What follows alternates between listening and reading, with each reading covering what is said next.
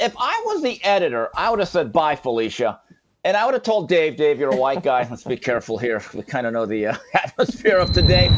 David Weigel, I believe is the name, a political reporter for the Washington Post.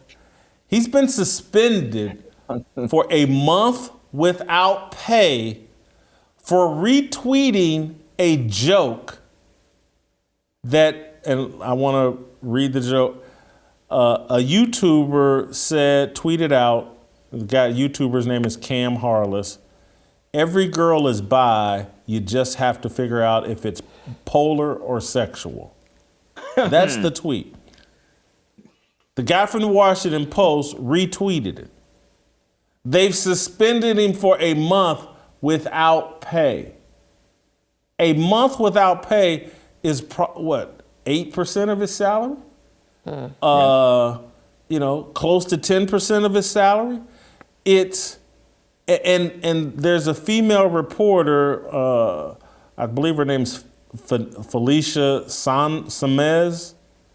She drove all of this. She started going after her, and she works at the Washington Post as well. She started going after this guy and pushed this issue and blew it up into more than what it was. Look, I know I'm the last guy, my tweeting history with Jeremy Lin, and I don't have an appropriate filter for jokes and things like that, but a month without pay for a joke he didn't crack and retweeting it. Her argument, the woman that pushed this, is that it's something that, what did she say that about it creates an environment? It's a confusing message about what the Post values are, and that women will see. This whole thing that women are locked to Twitter, and based on who tweets out what, is how women all across the world in D.C. feel about themselves and about the Washington Post, because one guy retweeted someone else's joke. That's making women all over, Washington Post, terrible place to work. The Washington Post has the wrong values. We got to sit this dude. We got to deny this guy pay for a month. Jason, couple points here. Number one, go ahead, Jason, Steve. First of all, that was a fine joke. I personally thought it was humorous. But this, if I was the editor, I would have said, bye, Felicia. And I would have told Dave, you're a white guy. Let's be careful here. We kind of know the atmosphere of today.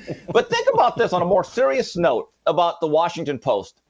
They are taking much harsher disciplinary action on that gentleman for retweeting one joke that is relatively harmless, as opposed to Taylor Lorenz, who literally needs an editor before, during, and most alarming, after she publishes multiple lies. Think about it. Retweeting a joke gets you a month off without getting paid. Meanwhile, Taylor Lorenz, who you literally have to have digital whiteout because she just flat out lies and just has factual errors in her stories, there's no punishment. That tells you everything you need to know about the Post.